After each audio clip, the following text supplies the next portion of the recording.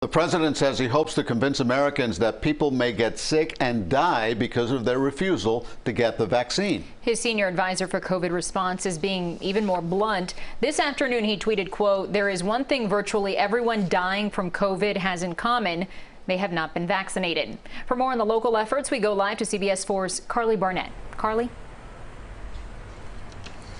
Lauren, Elliott, the president has a goal which may seem ambitious at this point of getting at least one dose of the vaccine to 70% of Americans in a matter of about 2 months. Meanwhile, here in South Florida, Dr. Eileen Marty says we are a long ways to go until we reach that herd immunity status. So in the meantime, local leaders say they are spreading the word that everyone needs to get vaccinated.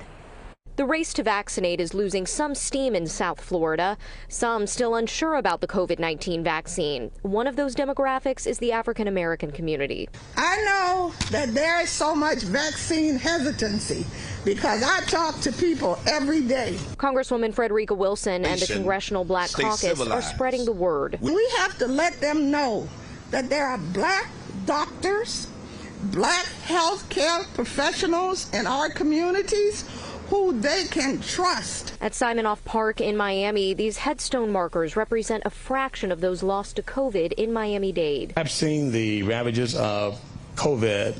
I pronounced people dead. I've intubated hundreds of people.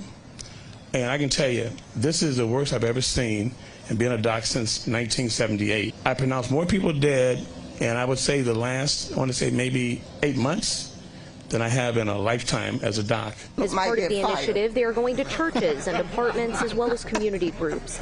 This comes as President Joe Biden set a goal to see 70% of Americans with at least one vaccine dose by July 4th. Let's make sure each and every one of us is taking that personal responsibility to protect ourselves, our families, and our community. Dr. Eileen Marty says the state of Florida has about 41% of the eligible population vaccinated, and in Miami-Dade specifically, 42.5%. We really want to see 80% or more of the population with good, strong, neutralizing immunity, the kind of immunity that you really only get from the vaccine.